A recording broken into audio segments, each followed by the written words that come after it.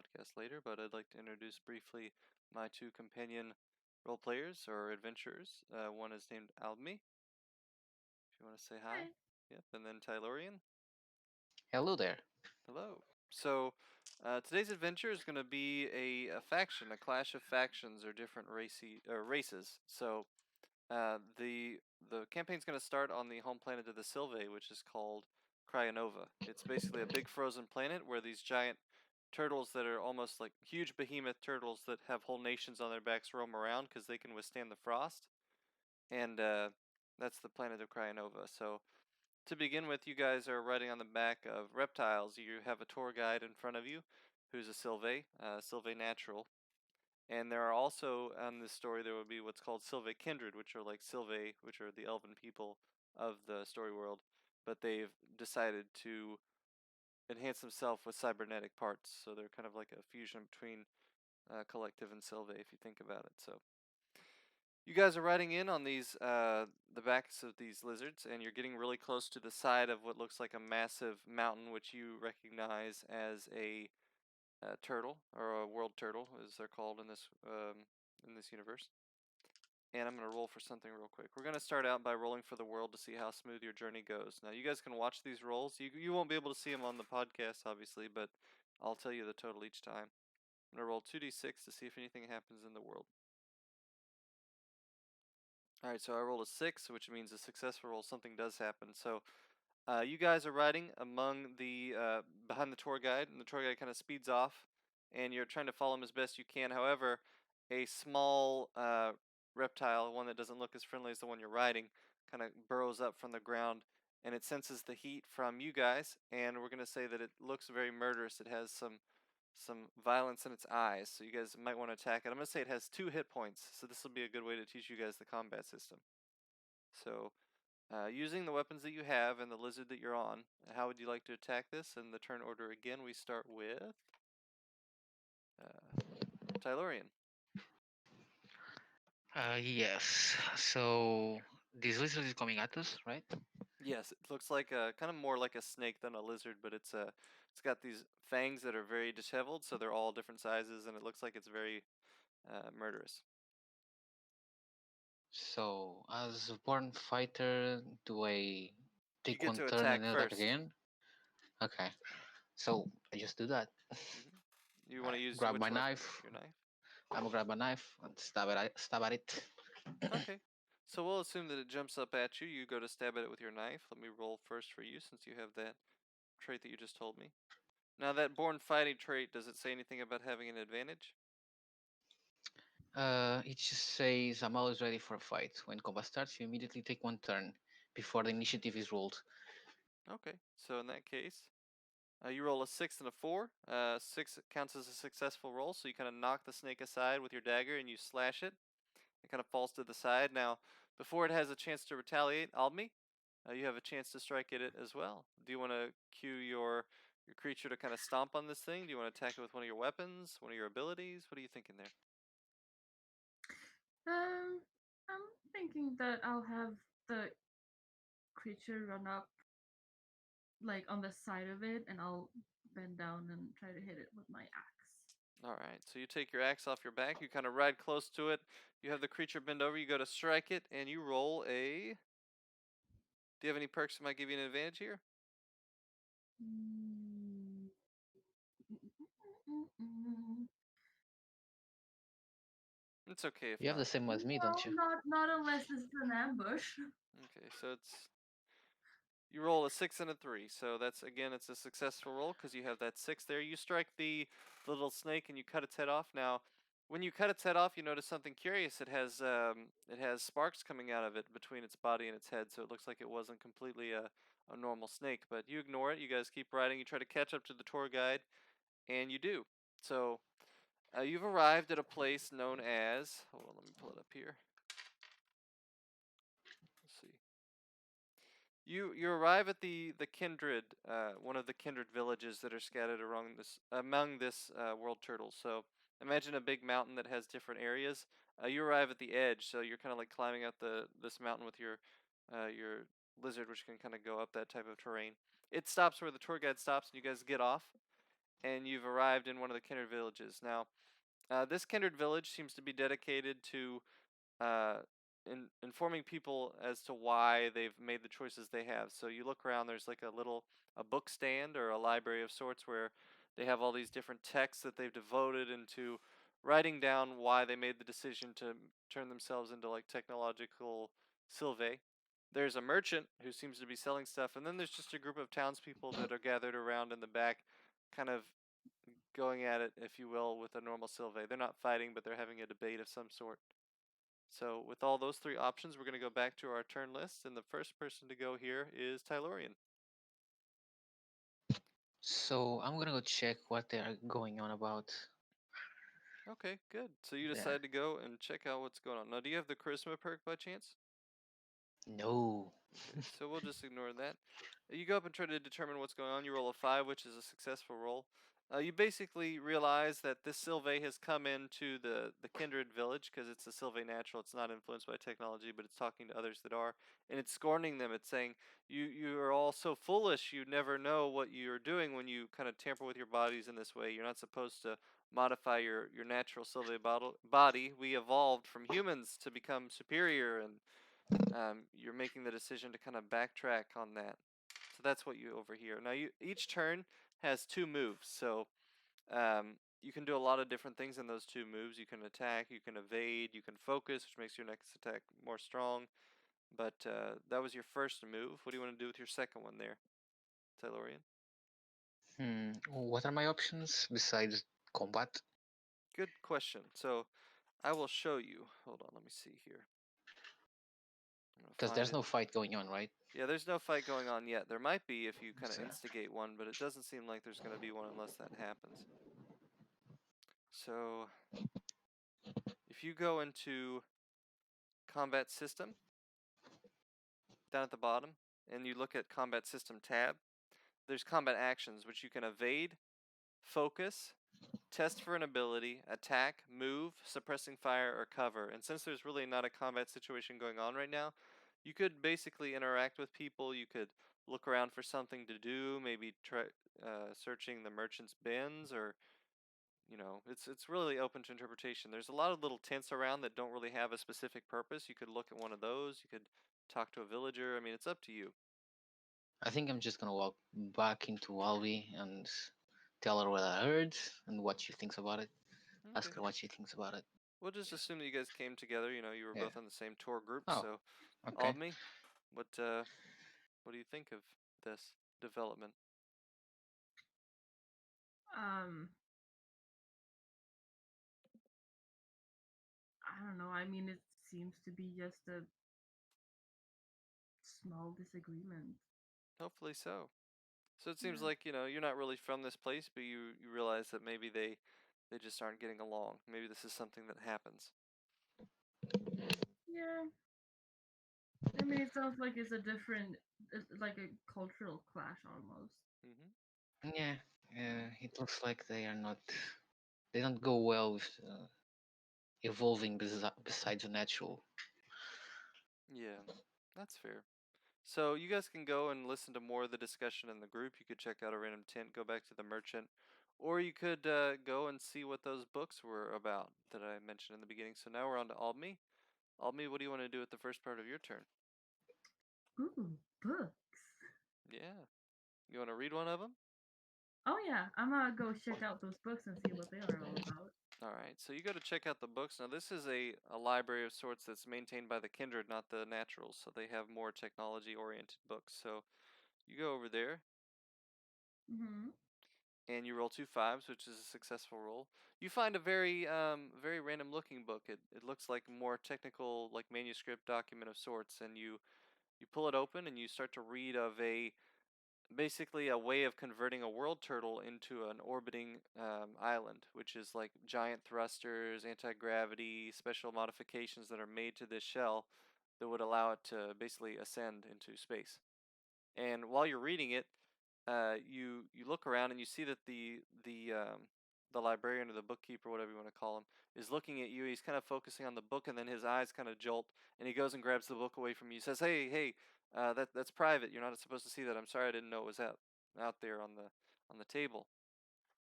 So what do you want to say to him now? Or do you even want to interact with him? Grab the book back. It's up to you. Um,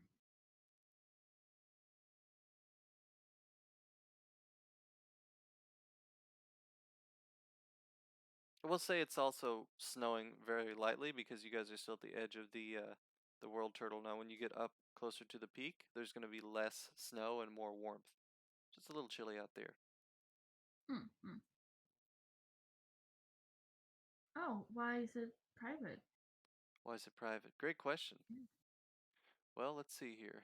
Let me roll to see if he tells you why it's private. He may be willing to divulge some information on that. Mhm. You roll 2 6s. He says, "Hey, look, I don't know if you've noticed, but the Sylvae Naturals aren't very fond of us here. We need to get off this planet, and we need to do our own thing because they're gonna judge us hardcore no matter where we go in life." All right, welcome back, Hi, Senpai. back. How you doing, man? Crashed into I'm doing fine. Very cool. Is a girl. Well, basically, we just started the campaign, Okay. Okay. and they just arrived on one of the world turtles that Okay. you know is a. Yeah. Which Give one me. are we doing? We're doing the clash between the different types of race of Sylvae. Okay. Maybe I could already be on the homeworld. Yeah, we'll say that you were already there. That's fair. They came in on a tour group, so there was a Sylvae that was basically scorning the Kindred and telling them that they were less superior because, Sylvae have already evolved past humans, and that adding more Okay. technology to the mix makes it worse. So you could approach them at that village now if you'd like. Yeah. No problem. Okay, we'll do that after we finish her turn. So you asked why is it private? You rolled 2 6s. They said what I told you. So they're looking to leave the planet. They don't want to have to deal with these Sylvae that are hating on them for making their own choices in life. So what do you want to do with this information? I mean that's fair, but I'm not a Sylvain. I'm Right. not judging you. I'm really just curious. Yeah, It seems really interesting. it does. So, um, with that being said, you kind of have an option to take the conversation one of two ways. You could say, "Hey, tell me more about your race," or you could say, "Hey, you guys do your own thing. I don't really want to get involved here. Tell me what else you know." So, which way do you want to go with this conversation? Um, Tell me more about your race. Okay, so let's see what he's willing to tell you. Yeah. So you roll a 6 and a 5. Basically, he says it all began when some of the Sylvae were born a little less superior than the other Sylvae. Some of them don't have as straight of a bloodline. So, whereas some Sylvae can use magic and are really great with weapons, others can't. So they started to experiment with technology and trying to make themselves at least efficient. And they argue that it could be as equal to normal Sylvae, if not more powerful, based on the cybernetic enhancements they can make to themselves. So that's kind of where the conversation starts to go. Now we're gonna go over to Senpai, who's gonna be number 3 in our turn list. So it'll go Tylorian, Almi, Senpai, and since Senpai just joined, he'll be number 3, and we'll do his turn real quick. Hmm. All right, so Senpai, you ride up on this village. You see one of your fellow naturals kind of conversing with the crowd. He's kind of scorning them for doing wrong. You see two other adventurers who aren't Sylvae. I think they're both human, right, guys? Mm-hmm. Yeah, so you're both human. They're just kind of wandering around, asking people questions and stuff, and then you ride in. So what do you want to do here? There's little tents up. You guys are at the very base of a mountain because that's like the edge of the turtle that the world turtle, the shell. Hmm. So it's snowing lightly too, so it's a little chilly out there. All right. I'm gonna go up to these two adventurers and say, well. What brings you to our gracious land? Okay, so there's two different. So the one is talking to the bookkeeper, which is Almi, and then Tylorian's closer to the crowd. So which one do you want to approach? Oh, well, Tylorian, since he's not busy. All right, so Tylorian, he approaches you and say, "What brings you here? What do you want to say here?" Who, me? Yep, Yes, you. Oh, hey, I, always wanted to visit the planet, see how it was like, and I just saw this ruckus. I wanted to know what was going on. fair enough.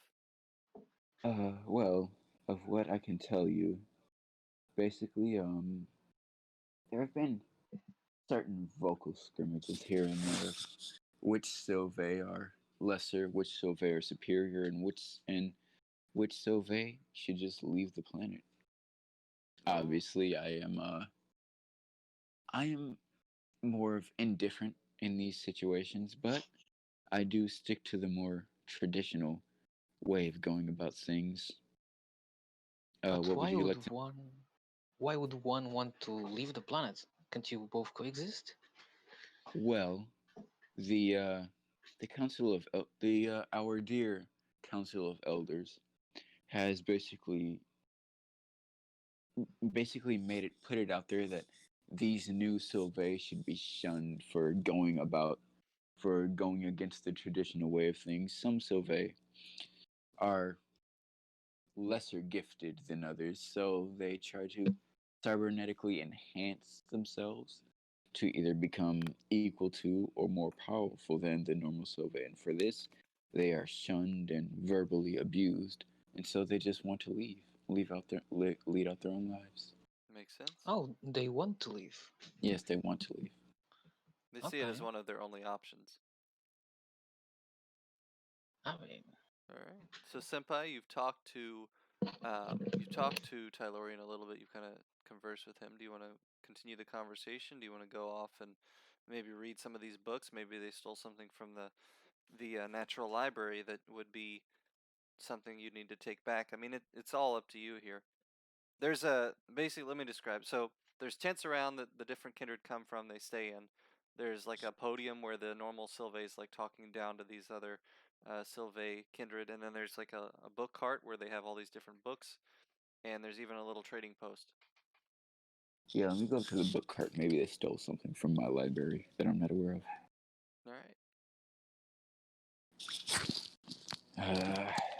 Well, Let me roll look for it. around. Yeah, roll for it. Actually, no, I do my own rolls. Okay, go ahead. Do your own roll. 2d6.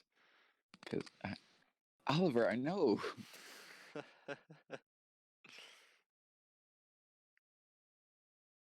Oh, All I right. got So the you, same yeah, result. same result. So basically, you see one of them reading a book about the Euphorians. It's basically the tale of Euphoria, and it doesn't seem to be of any significance. It's just a book that may or may not have come from your library because it looks slightly familiar to you.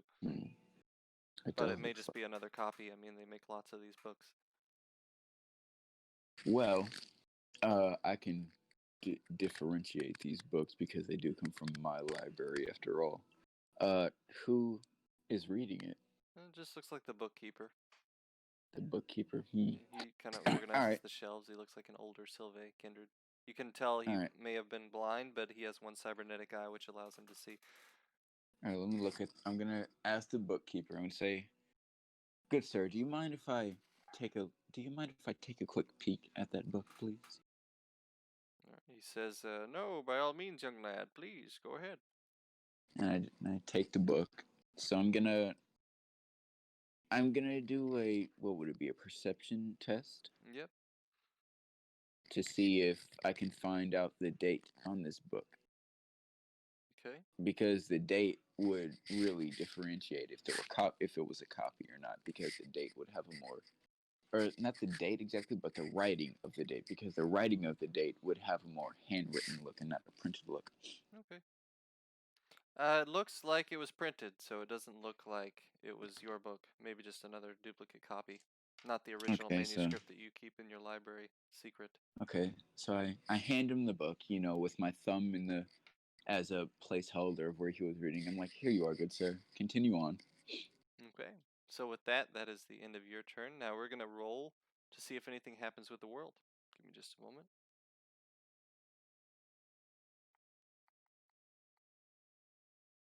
Okay, so um, nothing really happens. However, you notice that some of the villagers are just kind of on edge. They seem a little upset. Now, you notice this upon riding in, but one of them started wailing loudly near a tent. So that starts happening. All right, we're going to go back to turn number one, Tyloria.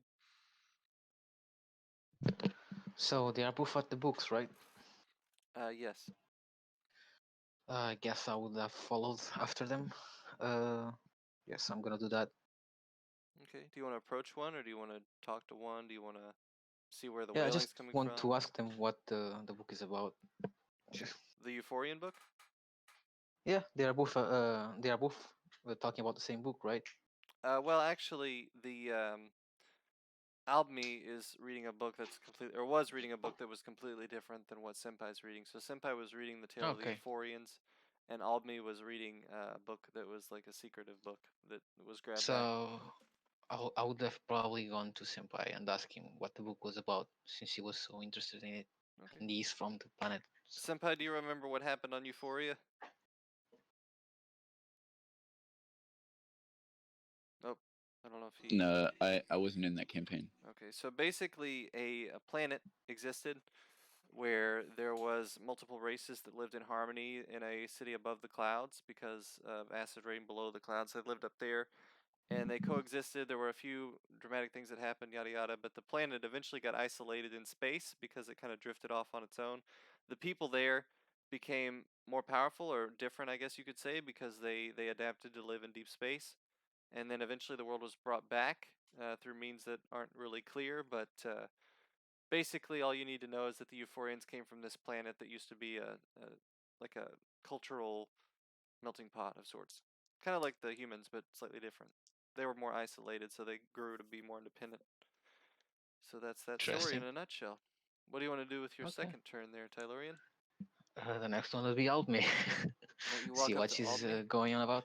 Yeah. Now this is a group turn. Tylorian, you approach Albme. Hey, what's going on? Yep. Alpme, what you reading there? A book? What is it about? I'm That just is a peeking good over the question, shoulder. and I would tell you if I remembered. I'm just peeking over the shoulder, looking at the book. It's just a book that was taken back by the bookkeeper, but she describes it to you briefly. She says that it was a technical book. It described how to build thrusters and kind of defy gravity and make large objects go up into space if need be. Interesting. That. I have no clue what it is about. Yeah, it seems very complex with jargon that you don't understand and lots of I mathematical don't understand any of equations. it. I don't. I can serve you a beer. Other thing other than that, I don't. Okay. All right, Albme. You hear that person wailing. It's kind of close to you near a tent. You can keep checking out the books. Ask the bookkeeper more questions. You can go check that out. What do you want to do?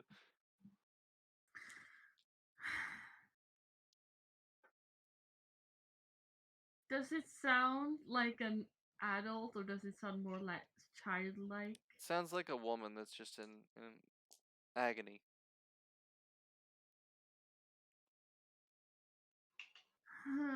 I turn my head and look. Can I see anything? You turn your head and look over at the wailing noise, and you see a woman just kind of standing there, gripping the side of her tent, just crying. There's a man trying to console her.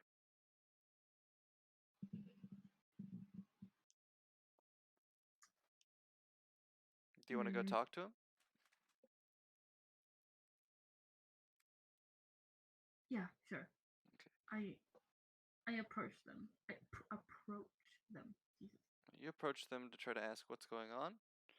Yeah. You get close to them, and you overhear them talking about. Oh wow, you rolled 2 6s. That's pretty convenient. And Everything. you hear everything that they say. They basically say, "Oh, they've been taking our children, the naturals. They don't want us to corrupt them with our cybernetics, but we're not going to. That's their choice to make, and they don't, they don't believe us. They think we're doing experiments that are wrong on the children that are newborn into this world. And they said they took away my child. So you have an option here. You want Hmm. to try to jump into the conversation, ignore it, and go investigate. I mean, what do you want to do here? I'm gonna try to hop into the conversation. What would you like to say? Like, um.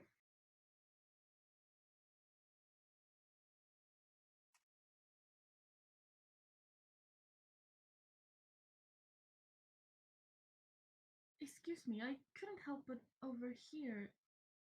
Are your child missing? All right, is your child missing? Yeah. And they just so happen to say yes, they were taken by the naturals. There was a guard that came in the night, and there was a whole group of them, and they stole children from our village and took them into the Sylve kingdom, our homeworld, up on top of the mountain. There's a big like castle up on top of the mountain in a village that Senpai might know. Would you like to go after them and try to see if there's any meat to this? You want to ask more questions? I'm gonna start with asking some more questions. All right. What do you want to know? Why would they do that? Why would they do that? Let's see what they say.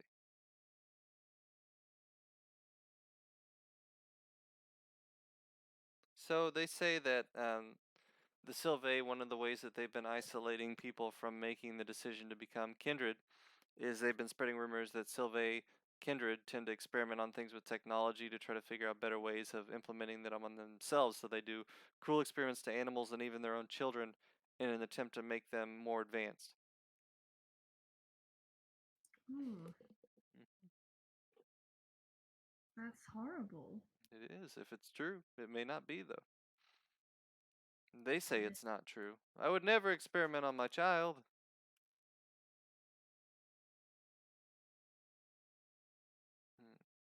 Yeah. Inside check.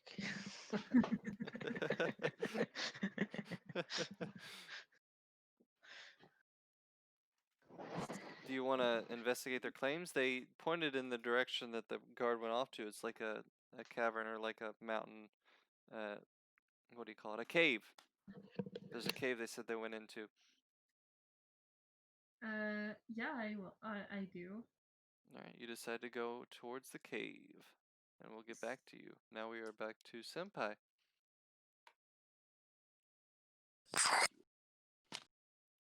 Hi. Hello, Senpai. What do you want to do here? I'm going to walk up to the natural on the podium. Okay. What would you like to say to the natural on the podium?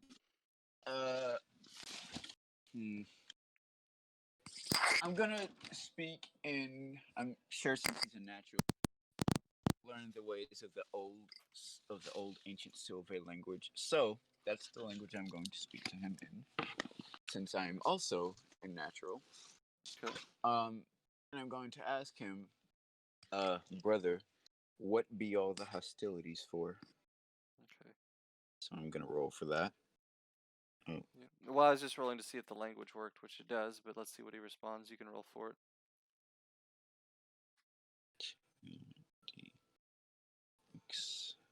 4 and a 1. Do you have charisma? Yeah, Roll that I extra do. d6 then. Just roll 3d6 because charisma gives you that extra one, and you would need a 5 or 6 to succeed.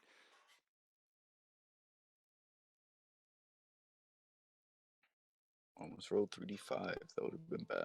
Whoa. 6, 5, 5. All right, All so he succeeding says, rolls. you know, it's for the good of the kingdom. I'm here to basically persecute those who have turned against our ways. He says we exist as a race. We don't need to change ourselves to make ourselves better or worse. He says if they have flaws, they should just accept them. Let's see. Well, that may be true, but Thanks, Joe. Thanks for stopping in. that may be true indeed. They did go against what the grand elders would have wanted for us. Do you really think it wise to persecute such a large group of people when it is just you here? Well, let's see what he says there. He says it's my calling to persecute the weak. He says I have the ability to use magic. Do you think any of these ones can? I doubt it. Well, I would agree with that. Alright, so second part of the turn, do you want to keep talking to this fellow or do you want to go off somewhere? You've heard rumors of this cave among the crowd where they abduct children, the Yeah, normal actually. Sylvae. I have. Well, let's go. Let's venture to this cave on my majestic steed that I guess I'm riding. I rode in because you said I rode into the village. So Yeah, you rode in on a mountain lizard, kind of like the others. on my most majestic mountain lizard. There you go. Alright, so Tylorian, do you want to go with him? Yeah. Alright, you just said to go with him. Give me just a moment here. I'm gonna roll for something. You guys are starting to progress up a path in the hills. and you notice you notice nothing, just a dust bunny that goes across the road because you rolled low. Nothing really happened. Now, as you get closer to the mountain, however, you see that there's two guards posted that are both Sylvain Naturals, and they seem to have magic staves, which are basically powerful weapons that can hit you from long range. They're not as good at close range, though. And you're about long range out from them. So we'll start here with the group. Since this is a group turn, you're all riding together. What are you thinking? Do you want to talk to him? You want to attack him? Well, I'm looking at these other two humans, I suppose, Mhm. since we're all riding together. And I'm just gonna look over to them and say, I believe it best that lesser beings such as yourself do not try to communicate with, well, my people. Okay. How do you guys want to take this? You want to take it in stride, or? I guess he's the specialist in this place. I just take it. My pride's a bit hurt. What about what about you, other human? Yes, help me. Lesser beings? Oh no, Oh she yes, does that not is what taking I it said. well. That is what I said. Take two Listen, steps I'm back. listen. My only intention is to help you out. I'm really don't. You're lucky. I'm doing this. I'm the only Sylvie that's willing to help out other people. Okay. How very kind of you. All right. So you want Since to you just are a let him human, do it? since you are a human, I'm not going to take that the wrong way. Yeah. I could easily obliterate you, but I choose not to. Okay. Right. Sure thing. Go do your thing. Yeah, go do your thing. So you walk up to this two Sylvain guards, and what do you want to say to them? Uh, well, first I'm going to greet them. I'm going to say, "Good morrow, brethren. Praise the Keebler gods." Praise the Keebler gods. Let's see what they have to say about this. They say, "We appreciate your praise, but brother, you know this place is restricted." He says, "Please don't come in here. You won't like what you see."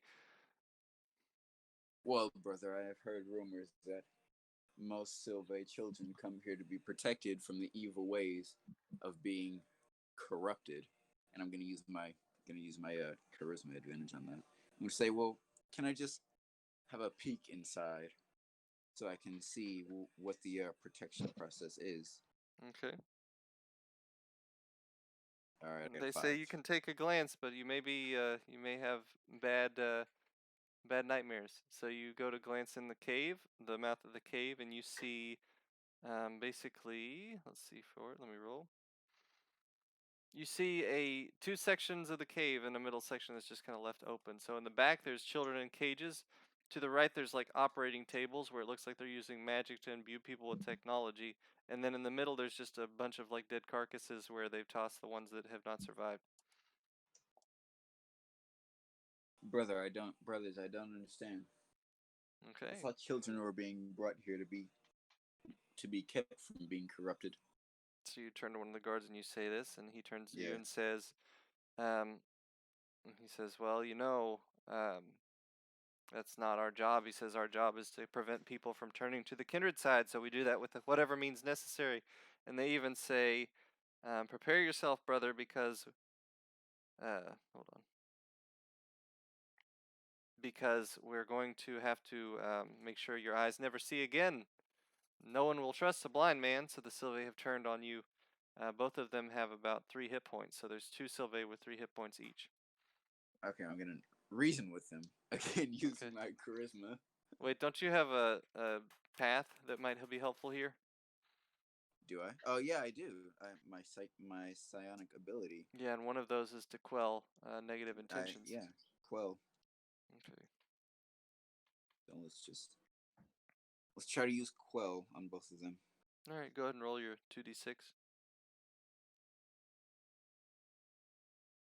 5 and a 1. All right, so you managed to quell one of them. The other one just runs off, though. He runs off towards the hills. The one that you quelled says, I'm sorry, we shouldn't have tried to fight you. You're a Sylvae too. He says, we just can't allow people to know the truth. All right. So while this conversation is going on, Tylorian and Almi, you kind of noticed that there was a Sylvie that kind of took off. He drew his sword, but then he seems to have calmed down, but still run off towards the hills. Hmm. You guys want to try to catch him? You want to not? Go ask Senpai what he saw, because you didn't see inside the cave. You just see Senpai kind of pale. Or He doesn't like basically, what he saw in there. basically ask me how Yeah, I got those I two would Sylvain ask. to calm down. They're gonna kill me, and now they're not. One of them's scared. Yeah. So, what are you thinking here? Yeah, what are you guys thinking? I Should mean- we catch him? Senpai, shall we catch the runner? Oh, ask me what? Should we Yeah, catch should the we people catch him? who's What running? did you see? What did you see in there? It was the most horrendous thing I saw. I saw hypocrisy amongst my own kind Oh no. by saying they are going to quote unquote protect the future of this Sylvain of the Sylvain. They are turning them, corrupting them, as it would be. Okay. Truly disgusting. Oh no. You've lost a little bit of faith in your elders, it sounds like. Yeah. Or at least the elders that exist in your generation. Yeah, the elders that exist in my. Maybe it's not the elders though. All right, so I told you guys this. I'm not the fucking DM. I shouldn't be saying that. So he told you guys this. Do you guys want to chase after the one that ran away? Do you want to look in the cave? Could I perhaps run after him, but try see where he goes and not just straight up engage with him? Sure, you want to kind of tail him? Yes. No, you see him. He runs towards the top of the hill. He doesn't seem to get on a lizard because he's just in a rush. He doesn't really have time to think about it. So he goes up towards the top of the hill where you notice there's a huge castle or an embankment where the castle would begin. So you kind of have to make a choice here. Would you like to follow him up farther or kind of pull back and regroup and tell him, hey, he's going up to the castle. He might bring people back here. Did anyone follow me, or like from the party? Did anyone follow me? They can see me. Almi, did you follow him, or Senpai, did you follow him, or you guys staying behind by the cave here? I'm gonna stay. Okay. Yeah, I'm And, staying behind. all right. So it seems like they stayed behind. Do you want to go back with them? Yeah, I would go back. If I follow him, I'll probably get in trouble. So There you I'll just go. go back. All right. So you return, and then now it is Almi's turn. Almi, what are you thinking of doing here? You got 2 moves. I go to take a peek inside the cave. Okay. You go to try to figure out why everybody's so upset about the cave. Senpai, do you want to try to stop her? Yeah. Okay. What do you want to tell her? Well, I'm gonna tell her. I'm gonna say, you don't want to go. You don't want to go in there. You'll see horrors beyond your wildest imagination. And well, obviously, charisma time. Yeah. I'm just gonna be using this charisma like fucking crazy. Well, before you get to that point, we'd have to roll for initiative and see all that. But it's really up to her whether or not she wants to like listen to you or not listen to you to start it at least. What are you thinking, Almi? Did you see children who were alive in there? You saw maybe 1 or 2, Senpai. You want to tell her that or no? So maybe 1 or 2 what? That are still left alive, basically clinging to life in cages. I'm not gonna tell her. I'm gonna say, just don't look. Okay. Do you want to still look or do you want to not? I still want to look. Okay, so what we'll do is we'll roll for initiative here. And you'll both roll 3d6. I'll roll for her. You can roll for yourself if you want, Senpai. You rolled a 9, Almi. You rolled an 11, Senpai. So we'll just say that you kind of convince her, like, hey, you probably don't want to see it. You can just describe to her what you would see in the cave. So what would you tell her you saw in the cave? I'm not gonna tell her what I saw, or I'm just gonna tell her all I saw was hypocrisy and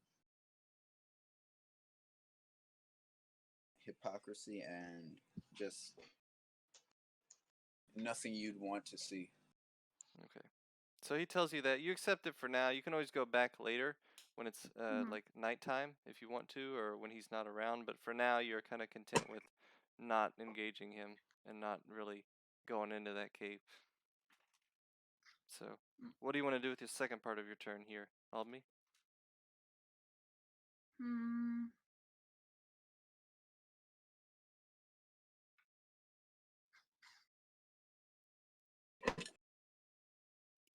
Very good question. Yeah.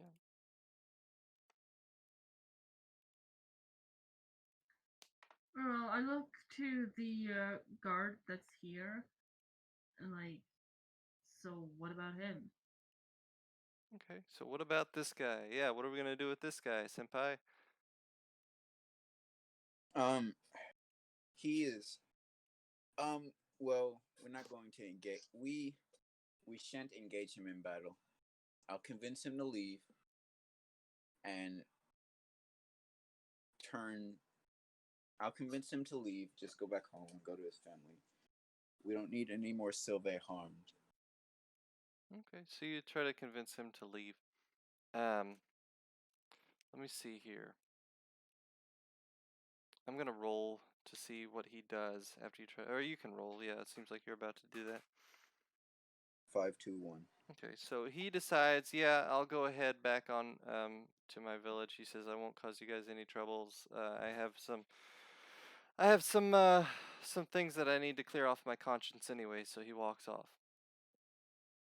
All right, he goes back up towards the castle now. You guys notice something kind of strange for a minute. I'm gonna roll for the world now, and then we'll go back to you, Senpai, because this is about the Man. time I think it would happen in the campaign. Man, Jedi mind tricks are amazing, aren't they?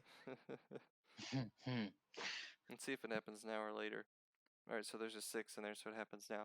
You notice really quickly for a second the world starts to shake almost like an earthquake, and it seems to be a trick of the mind, but the turtle that you're on seems to raise up in the air just a little bit, and then it goes right back down.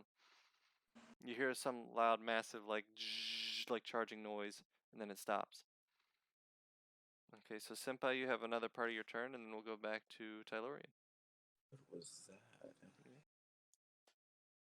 Seems like something weird.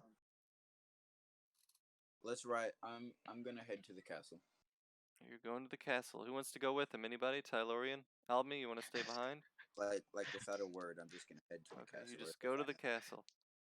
Tylorian? I just arrived, right? Yeah, you just came back to him.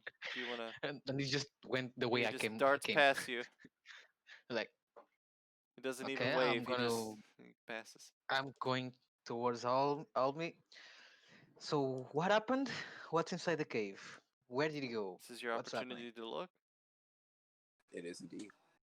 You want to look in the cave, you two? As I asked, I'll look yet. Oh yeah, I'm gonna look in the cave.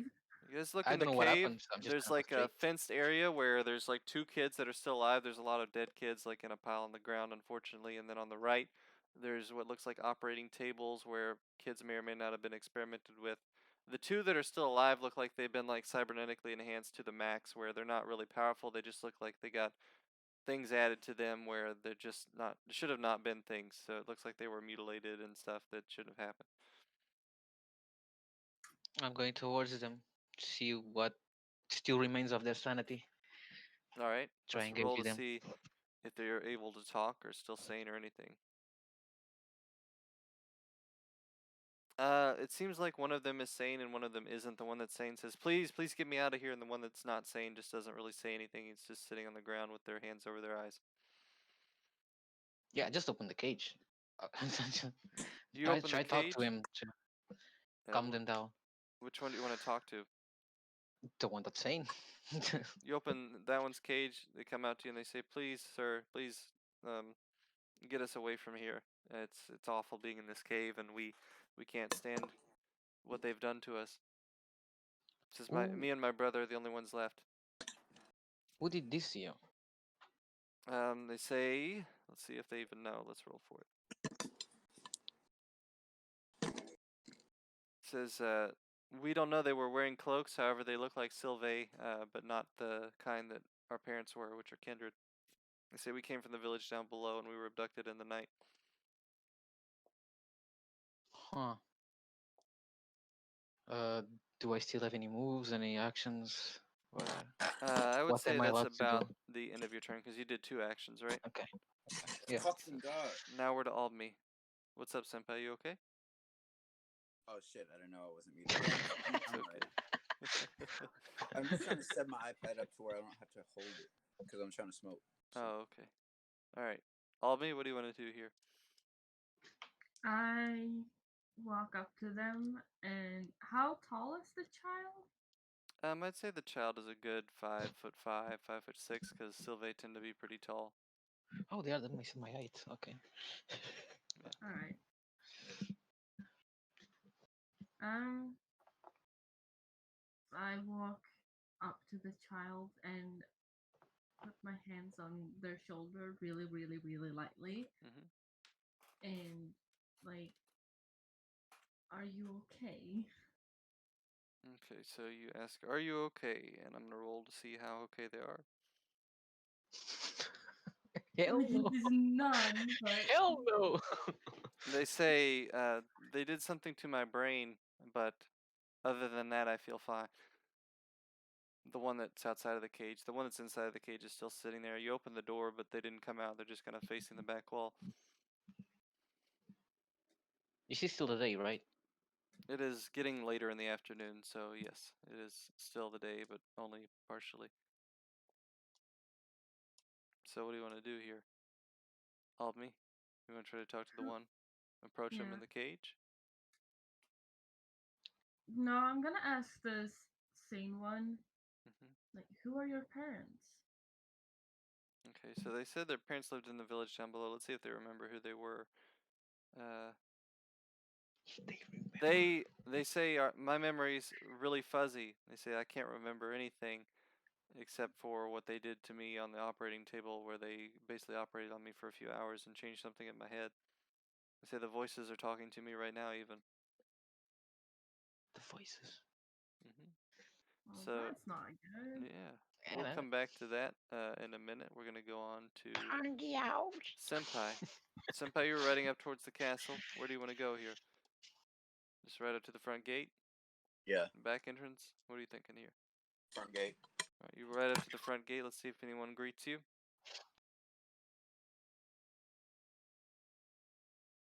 All right, so someone does greet you. It's basically a guard, and they kind of point down at you. They say, "What goes there? Who are you? What are you? What brings you to the castle?" You also notice that a little further behind you is that guy that kind of ran off, but he's like a good distance behind you. He hasn't caught up to you yet. Say my name. What did I say my character's name was?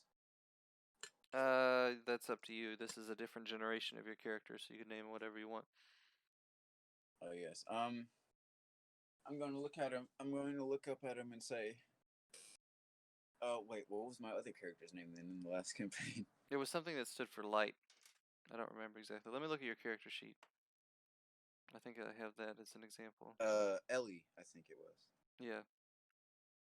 Say, it is I, grandson of the great storyteller Ellie. I come with questions for the Council of the Elders. Okay. So let's see if they're willing to engage you in conversation. Or actually, no, it's just I demand an audience with the Grand Council. Okay. Now remember, there's different nations. This isn't the nation where your village is. This is just a different one that you happen to be Oh. visiting. So There's still a Grand Council. yeah, there's still a Grand Council, of course. So they say, of course, they say, fellow Sylvae, your audience is granted. Please come inside. So the castle doors slowly swing open, and as you get in there, you kind of turn around and you see that the guy that was rushing towards the castle is almost there.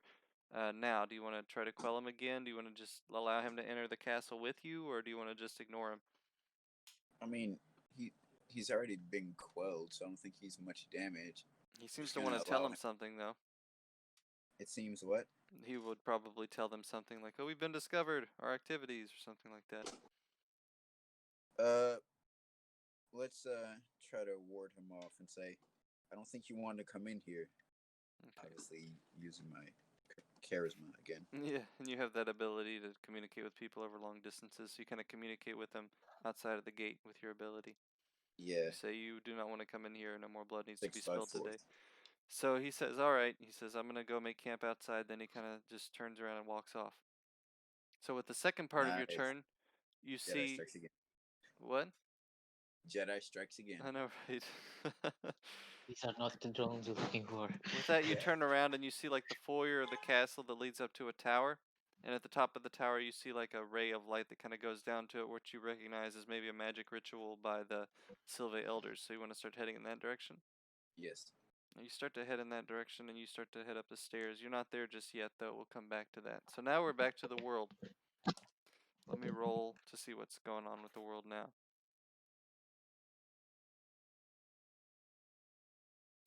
Nothing's really happening except for the fact that the Sylve naturals everywhere seem to be on edge. So if you encounter one, they may not be as friendly as they were before.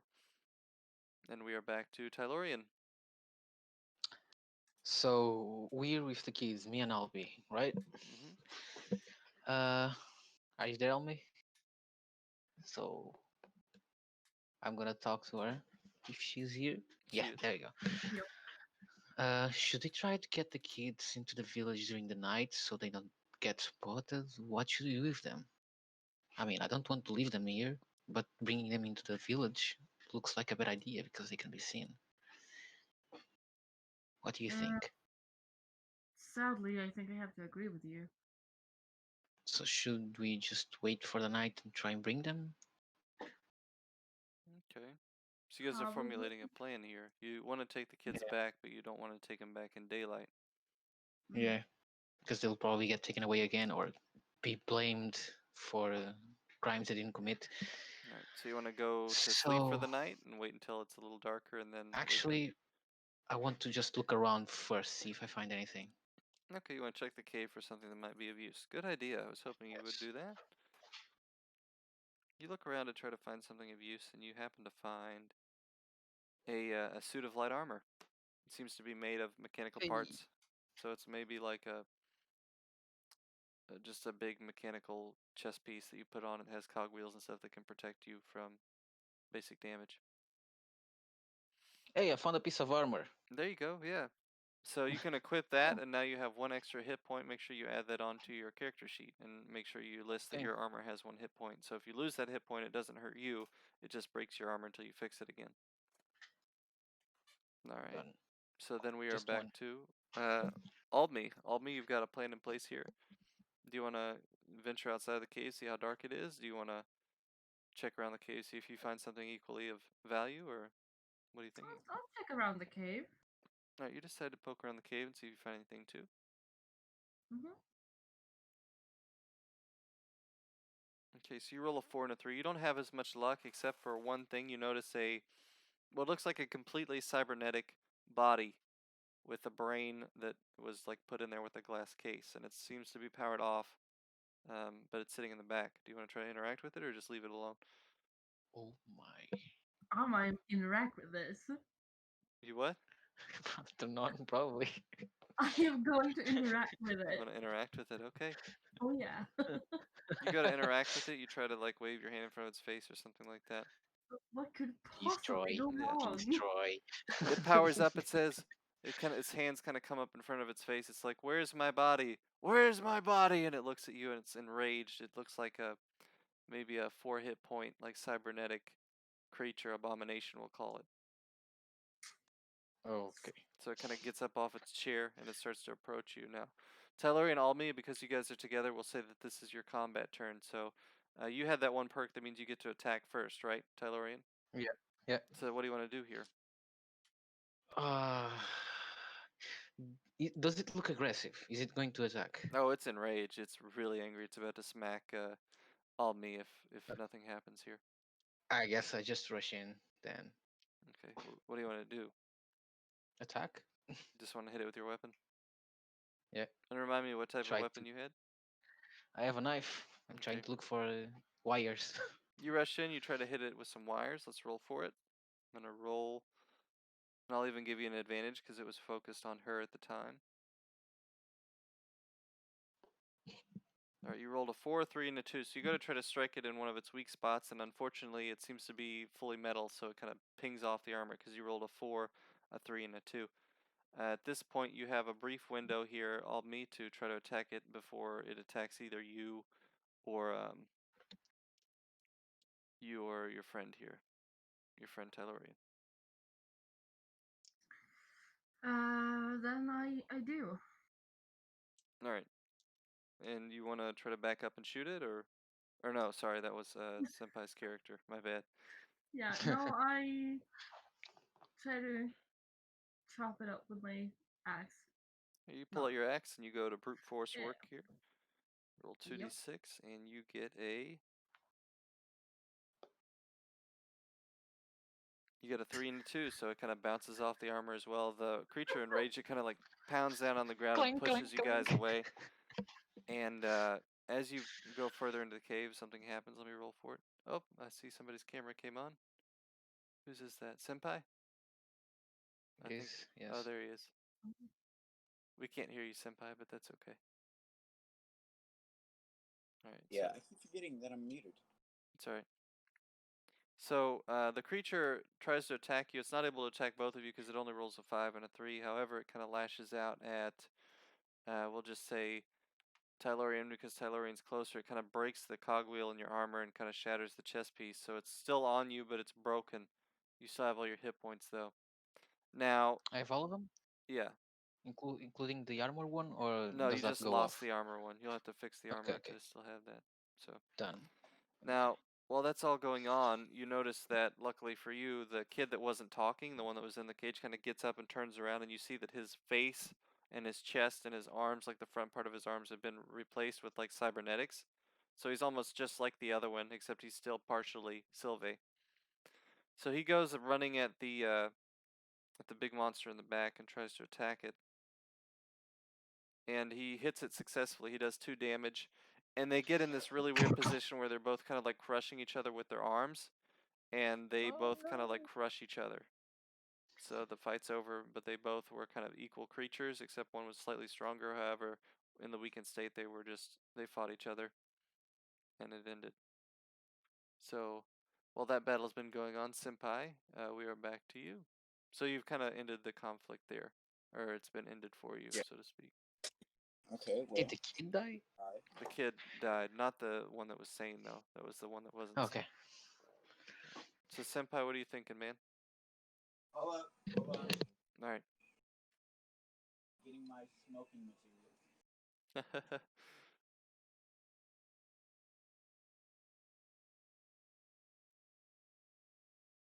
This shall be interesting.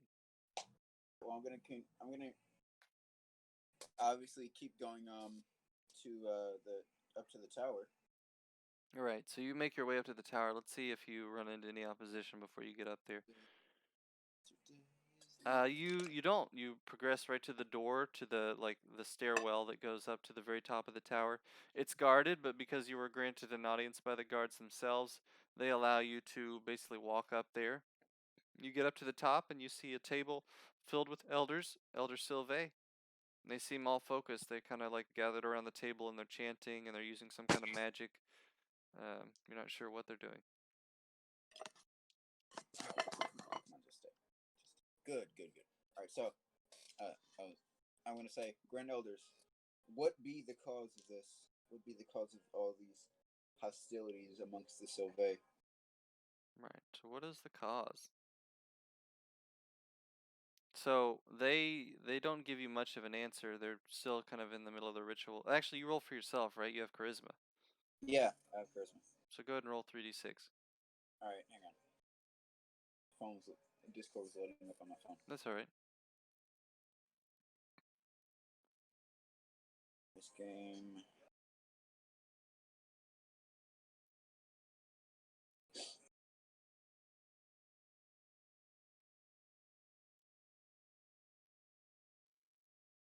Okay, so you managed to roll 1-6. So they look at you. One of the elders does. It kind of breaks the ritual, but the ritual's still going on behind him. He says, "Hey," he says, "there's great forces at work here. We can't give you many details about what we're doing, but we're trying to keep this world turtle attached to the planet." He says, "There's some great forces trying to lift this turtle up into space right now, and we're all at work trying to fight against it with our magic."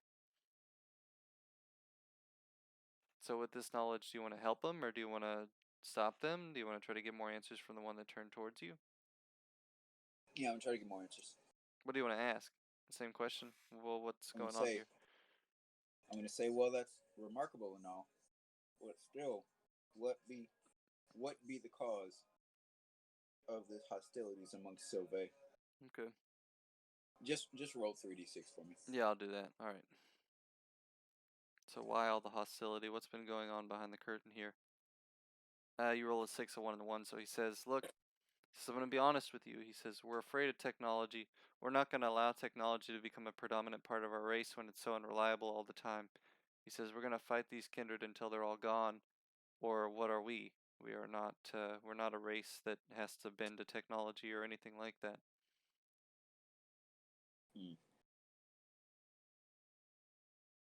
Why not just cast them out of the planet then?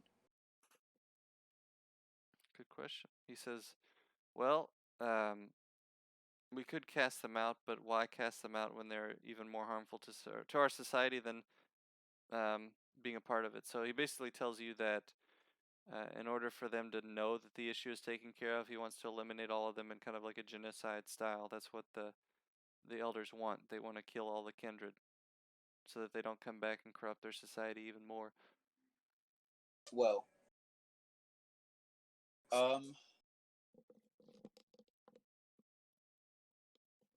You I want to do look prefer around? natural Yeah. over kindred. What can I do to help Grand Elders? Oh no! Okay. They look at you and they say, join us in our ritual. With your abilities, we should be able to suppress the power of the thrusters that are fighting against us. Alright, we'll come back to you. Tylori and Aldme. Or wait, no, it's the world, isn't it? Yeah, it's the world. Let me roll for something real quick. Tylori and Aldme, you notice something kind of outside of the cave. You see like what looks like a shooting star, but it's approaching very fast. You see a glint, so you guys go out to investigate. And you see what looks like a little shuttle, kind of like shooting down towards the planet, and it crashes, and there's like a crater right in front of the cave. Hmm.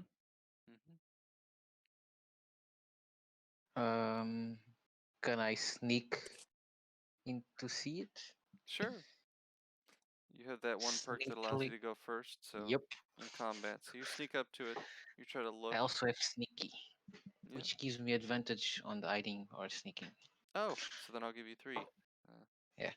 So you roll a 5, a 3, and a 1. So you approach and you look in the crater, and it looks like a red baseball-sized creature. It's like looks like a dice, kind of like the dice that's a picture of the server. Or I'll even turn my camera off so Did you can see it. bro? Does There we my go. character know what it is? It's a dice folk. You've heard rumors of them or legends that they exist. Now, Senpai, before you get upset, you have to remember that the dice folk are attracted to characters that have their similar corresponding, what would you say, Yeah, I know. morality? I know, but I only met the asshole one. You know? Well, the chaotic one. He's not so much a. Yeah. You don't know enough about him to say if he's really evil or not. He just killed a faceless for you. I My mean, that's not really grandfather had evil. one interaction with him, and he told that story for generations. Yes. All right. So you found a dice folk, which are rumored to be a very powerful race, protectors of the galaxy that only show up when things are really getting bad. So this one's name is Oh. Chance. You can ask Chance 3 questions, or you cannot. And one of the questions you should always ask is, "Will you come with me on my adventure?" Because they're powerful. You know why not? And we'll say Okay, that so Aldme I and Tyler and you guys walk up together, so you kind of approach yeah. first, but Aldme comes behind you. So you guys have to figure out what you want to ask this thing, if anything. Uh, first of all, I think we probably should ask him why is he here? Don't you think? That was my thought as well. Okay. Okay. Why are you here, Dice Folk? He can't communicate with speech, but he can draw. So he basically draws a picture of what looks like thrusters that are hidden under a shell, and they're not all working because there's something pushing down on a shell. So it's like a picture of a turtle shell, right? And then there's these things pushing up, but there's a greater force pushing down, and he's here. He points at the thrusters at the bottom, so he's just trying to tell you what he's doing. So he's trying to help it going up, Hmm. right? Potentially, yeah. Uh, what do you ask him more? um, Mm, maybe if Choose wisely. there's something we could do to help. Is there anything we can do to help? yeah, Good I question. agree.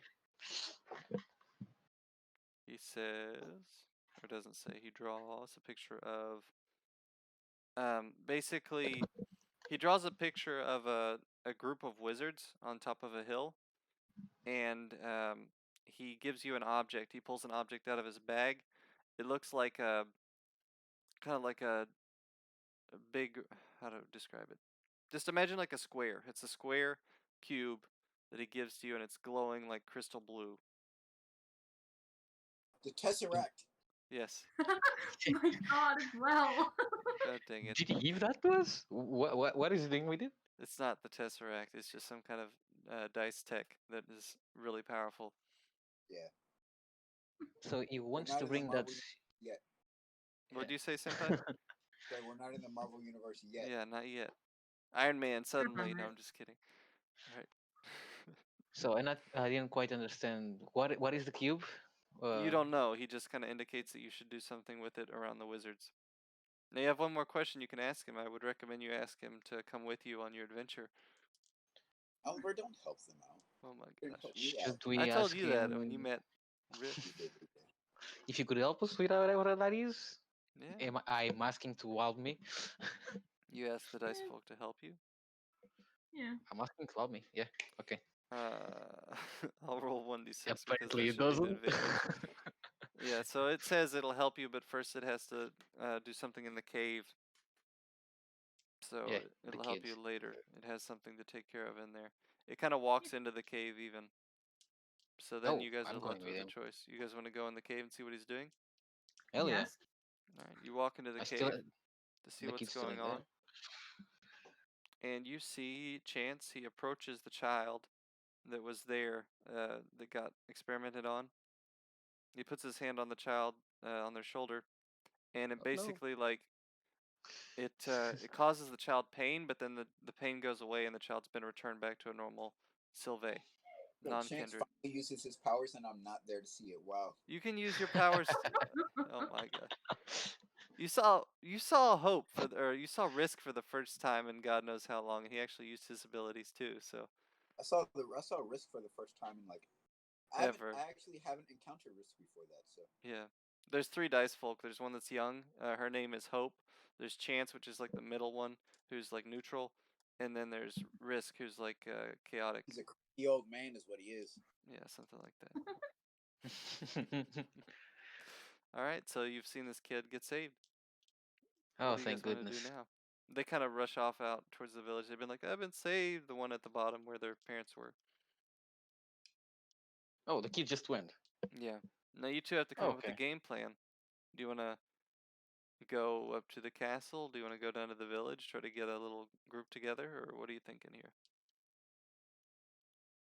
I mean, the kid ran off, so I'm assuming that it can fend for itself Yeah. Yeah. good enough. Okay. So you guys want to go to the So castle? should we go after that dude, which I don't know the name of? Which dude? Chance? The dice folk? Senpai. Oh, Senpai? You What? could go after Senpai if you wanted. Ah, fuck! He went to the castle, right? Yeah, he went to the Yeah. castle. He's in the top He part Yeah. of it. did. Damn, that hurt. So you guys want to go try to find Senpai? Mm-hmm. All right, so Senpai, you are up on top of a castle. Let me roll for the world real quick and see if anything is going on. Uh, yeah, so Senpai, you have a little bit of initiative here. You basically notice, you feel a presence. It's almost like a blank spot in your mind because you have the ability to use magic, at least a little bit. But you have like the ability to communicate with anything, right? You realize there's like a blank spot and it's progressing up the mountain towards you, and it's an ability. It's where you can't use your abilities. So you kind of put two and two together and realize that there's some kind of like a magical barrier there coming towards you. I'm gonna communicate with my mountain lizard, Okay. and tell him to. I'm gonna communicate with my mountain lizard, and I'm gonna tell him to basically scare off whatever's coming. All right. Scare away the intruders. Let's see what it says. All right. 632. So, I'll say that the mountain lizard kind of wakes up from its slumber at the base of the castle, and it starts to go towards the adventurers. It sees you guys, Tellurian and Albany, and you guys are relatively close to the castle now. You've been walking for a while. It's dark out, but the lizard approaches you. You can see the gleaming eyes as it kind of uses its night vision to approach you. Now, did you want it to be hostile or just kind of cause general disturbances, Senpai? Yeah, no, I just wanted to try to scare them away. Don't engage them because Okay. they may be a bit too strong. It has about 2 hit points. It jumps up in front of you guys and goes hisses really loud. I was gonna do it, but then I realized how weird that would be, and I was like, I don't want to hiss at my webcam. I can do it. I can do it. There you go. Yeah, it makes that noise. What do you guys want to do here? By the way, is the cube with us? Yeah, the cube is yeah, with you. chance. Yeah, The cube chance guy is with us. Okay. Do we recognize the lizard? I mean, we did see him ride off with it. Do you recognize it? It's just a riding mount. It's a lizard that people ride. You know, that's the mode of transportation in these lands. It seems to have hostile intent towards you, though. Does only it has 2 look hit points. remotely scary? I mean, it was vaguely scary. We'll roll for something real quick. Let's see if it even frightened you at all. Roll 2d6. I think they should roll for if it's scared. Yeah, go ahead. Roll for it. Roll for. You guys want to roll for yourselves, or do you want me to roll for you? Sure. I will roll. So you type exclamation point roll, and then you space 2d6. Are you able to do that as 2d6. well, Aldme? Yep. Okay, so it does frighten you a little bit, Tylorian. It's dark outside. You can't really tell what it is. You just hear a hissing noise. But luckily for Aldme, she's not as scared. She sees through the darkness, and she notices it's just a riding mount. I guess I hide behind the cube, man. Okay, you hide behind the dice folk. He's like 1 foot tall. How are you gonna hide behind him? Yeah. I mean, he's powerful. He just made the child all healthy and shit. Yeah, that's true. What do you want to do here, Aldme? Yeah, his to you to move. Okay, you want to tell it to move. Out of my way, inferior animal. And you... Do you have any Scary animal. advantages here that might assist you? Nope. Alright. It listens. It kind of just backs away. It seems like you hiss louder, and it just goes, oh, okay. Backs up. Is that an axe? Is that an axe? I don't want to lose my tail. I ain't going outside today. Good choices. All right, so you guys continue up to the gate of the castle. Now we're back to Me. Tylorian and Albany. Their turn's not completely over yet. You guys have to discover an approach first. Do you want to go in there stealthy, or do you want to try to just go in the front? Because there's a back entrance too, or maybe a few different ways you could get in there. I mean, my character always preferred stealthy, but he's looking at Aldme now. She just Like, scared you're the dragon. You guys are good with stealthy? I'm good. Scared of dragon. All right. Now there's a little I have tab in here that advantage. says, let me find it real quick. It says combat system, and then it says hiding and sneaking. Attempting to hide or sneak around is performed simply by making a standard test with 2d6. If successful, you're hidden. If not, that you're not. And then sometimes you can locate hidden objects with the same test. So you guys try to be sneaky and go into the castle. I'm going to roll for it. See if anybody notices you when you sneak around the side of the castle and try to find a way in. And let me find my dice game. There it is. I'm going to roll 2d6. You roll a 6 and a 3, so you're able to stealthily find like a side entrance that gets you into the castle, or at least the foyer of the castle. And then we go back to Senpai. Senpai, you know there's something weird going on, but you're not really sure what it is. For now, I'm just gonna use my abilities to help the elders. Okay, use your abilities to help the elders. Is there anything else you want to do, or just that?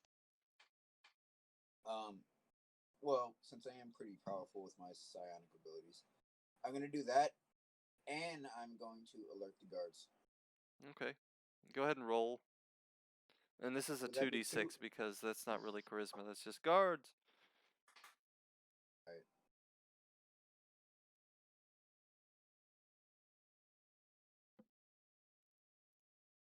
Two and a two. Okay, so you yell for the guards, but the humming of the table and the elders combining their magic together is too loud, so nobody hears you. And is there anything else? Because that was like the first part. Do you want to do anything else with your move? And You could go try to confront them yourself, but you're not sure if that would be a good idea. It might break the ritual up there. yeah, I know, so I'm gonna do it again. You're gonna yell for the guards again? Yeah. Roll at a disadvantage, then roll a 1d6. Oh, okay. That's what happens when you repeat an action.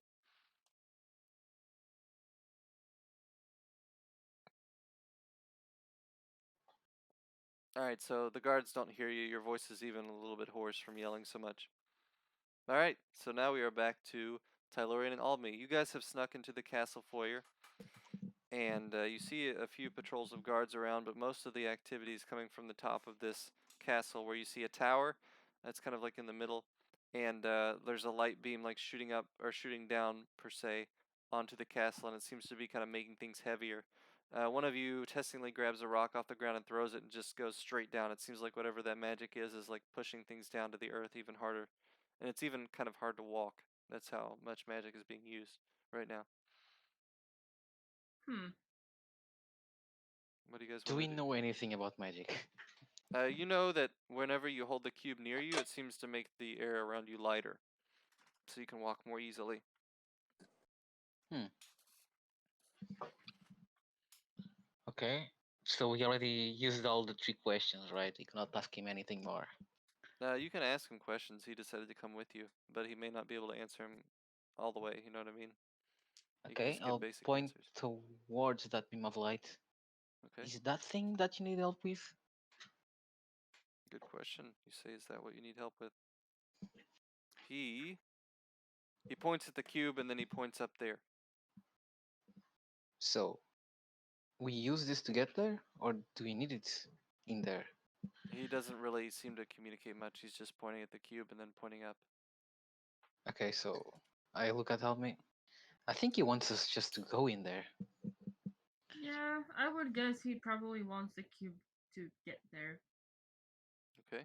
So So, should we let's get go. towards the light? Yeah, All right, so let's you have go. 2 turns as a group. Do you want to try to make your way up to the castle? Do you want to go right in the front door? Or you want to try to rappel up the side? What are you thinking here? Because you're both pretty Uh, stealthy. so where are we are inside the castle, right? Yes, you're inside the castle foyer, but there's a tower in front of you that you haven't gone into yet. What do you think? Up the tower? Yeah, Helmi. I mean, I'm thinking maybe sneaky because that will give us a little bit more time to get further before meeting too much resistance. Okay. So you want to like throw a grappling hook up the side and try to climb it, or what are you thinking? We have those? Well, you have the cord. If you remember your adventures kit, part of that is Oh, like, okay. yeah, I don't know what's inside it, so. yeah. I'll show that to you later. But basically, it's really strong cord and a few other things. But you could arguably make a makeshift grappling hook. Okay. I mean, why not? Yeah, Yeah, sounds What could fun. possibly go wrong? Ah, I know, right? So you make the grappling hook. You throw it up towards the side of the castle or the tower, and it it lands, but it doesn't make it all the way. So it just kind of hits the side and then goes right back off. Oh shit. Should we do it again? Well, you could, but you'd be at a disadvantage. So at this point, you might as well just go in there. Oh, there's just an entrance. Yeah, if you try an action, the same action multiple times, you generally degrade the standing of the action. So like if you had an advantage and then you tried the same action, you would have 2 dice. Then if you tried it again, you'd be at a disadvantage. It would be a 1d6.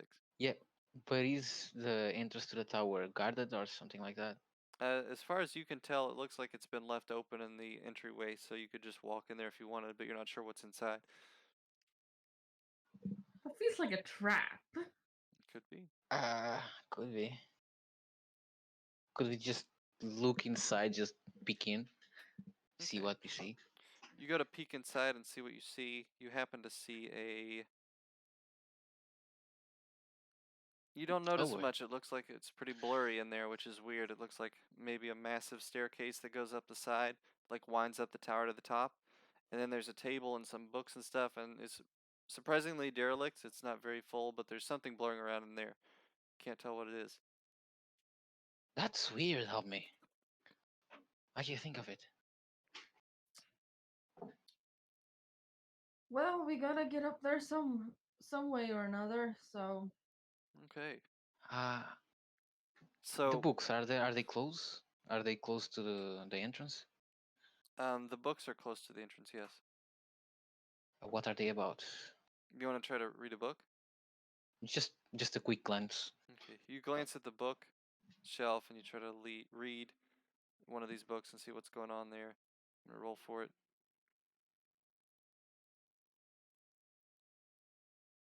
You managed to glance a book that was basically written by some kind of famous family of Sylvae that keep records of everything, and it describes technology that can accelerate um, things and creatures. So you kind of sneak in and grab a book and you pull it out, and it just so happens to be a book that might be describing what's happening in there right now.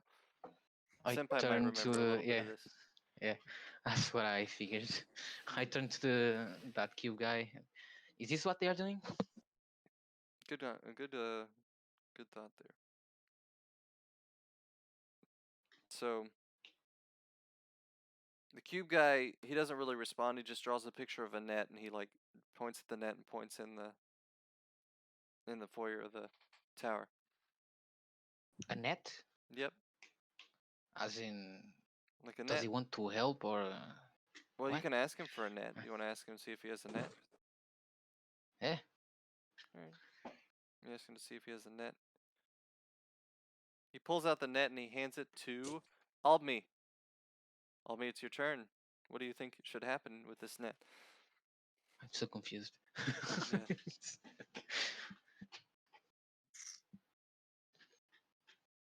Albme, are you there? yeah, I'm thinking. Yeah. So You you see want a me to blur going throw it in around in there? this. Potentially, yes. Okay, I do it. All right, you throw the net in there, Yep. and let's see what happens. All right, so the blurring stops Just yeet. temporarily. A net basically catches a Sylvae with some kind of weird thing on his wrist. It looks like some kind of weird technology, and he's kind of sitting there shaking against it, but he still has his weapon out, so he's able to attack if you get too close. I'd say he has about 1 hit point, but he has the ability to evade, which, if you remember, in the trait list, what evading means is that basically whenever he's attacked, he gets to roll 1d6 to see if he dodges the attack because of this technology he has. Hmm. So what do you want to think here? Does somebody want to Is attack he, him? Try to talk to him? can he move? Is he stuck? He's trying to get himself out of a net right now. He can't move as fast as he was before. Where are you? Who am I? Oh, I'm sitting I here am rolling my actual Jaraxxus. 3d6 when I should be rolling them for you guys to see. Hold on. I was like, wait a second. All right, so he says, "Oh, you fools! I'm a Sylvae natural. I'm passed down from the great storytellers of this land." He says, "I'm a far descendant of a very famous family, and that I'm here to keep the elders safe, especially my long lost cousin who doesn't know I'm here." Who doesn't know I'm here? Senpai, did you really think after all these years you'd be the only one? Yeah. It's just a cousin. It's not like your actual like blood brother or sister. I What do you want to do, Senpai? We're gonna give you this option because you look down. You're kind of doing a ritual, but you look down the staircase and you see someone that looks slightly familiar to you trapped in a net. Someone that looks slightly familiar. Something that looks slightly similar to me. Yeah. I'm like, who the fuck? Who is this? It's just a relative of yours, maybe from the same land as you. A different turtle, you know. And what do I see? What do I see him? He's doing? trapped in a net, and the other two adventurers are approaching him. He's trying to defend himself with a sword, but he's not able to move as fast. You see on his wrist, he has some kind of technology that enables him to move really fast. But he's stuck in All a right, net right now, so he can't move. Can't move. Well, I'm using my psionic abilities to help with the ritual, right? Yeah. All right, so I'm gonna pull out my handy dandy trusty bow Mm-hmm. and sort of shoot a flaming arrow that hits, the important parts of the net, the parts that are restricting him from reaching this device. Okay, is that a mastered weapon? Yeah. Alright, so you get to roll at advantage, I think. Yeah. Alright, let's see what you get here. Roll. Oh, Roll. Shut up, Oliver. I hate that song. Everyone starts laughing. Ho ho ho! Oh, All right, 655. Alright, so you managed to catch the net on fire. Now this younger Sylvain that was trapped under the net kind of speeds up to you and he says, hey, he says, I came to warn you. He says, there's people, they're coming to attack you from the bottom of the tower. He says, I know we're both from the same village back home. He said, I came from far and wide to get here just to see you. You notice the experimental technology on his wrist. What is that? What is that tech? Is that? I recognize that. That's the technology that grandfather told me about. Mm-hmm. So, Let's see if he tells you why he has it. yeah. He says this technology is given to kin of you that are basically tasked with protecting you over the years. So you might see these guys again. It's like a special force that guards you at sometimes. But they're Right. really weak. They can just move fast. So they have like 1 hit point, but they have the ability to evade. And they come whenever they're needed at times. I have a question. If I use my psionic healing ability, will that increase his hit points if he's already at max health? Let's see. I'll roll to see if that would be a thing that you could do. Yeah, it seems like you could increase his health by either 1 or 2 points, depending on which ability you use. You know what I mean? Like, you have the 2-tiered ability. Yeah, yeah. Okay, so I'm gonna use that ability. I'm gonna try to roll it. I think if I roll a disadvantage, he goes up 4 points. Right, but that would be 2. If you roll it normal, he would go up 1. Yeah, but I'm really Because 2. it's in half, because you're giving him health. You're not, like, restoring his health. You're actually giving him additional health Yeah. points. Okay, so I'm gonna try to roll at disadvantage. Okay.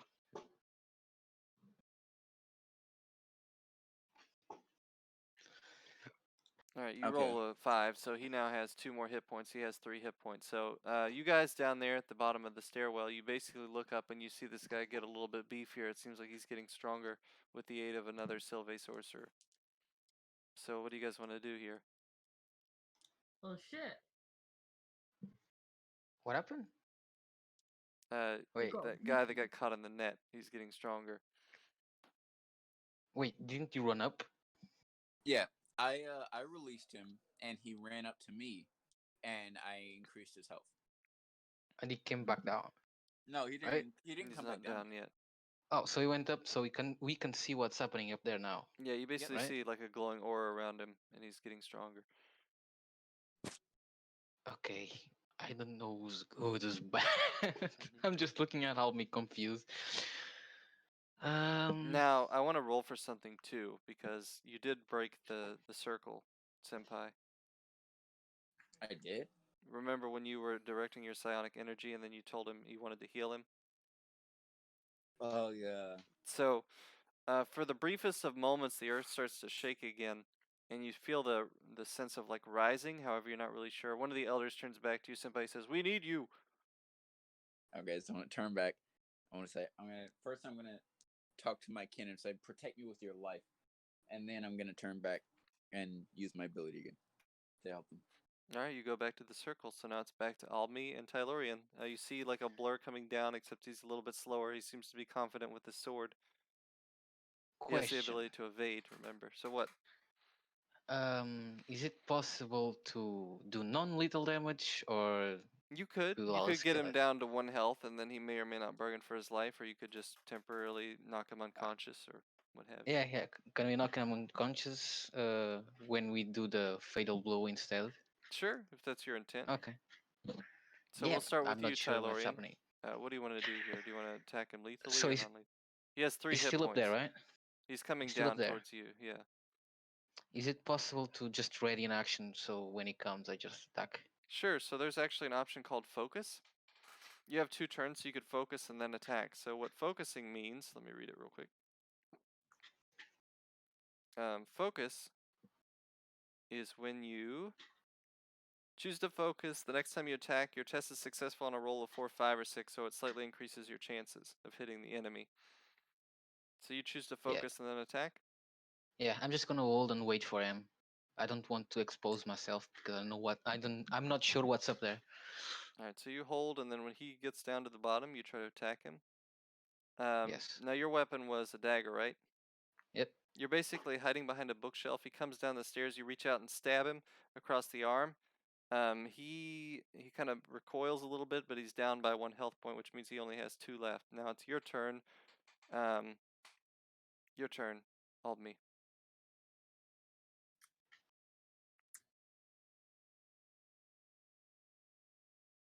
Well, I.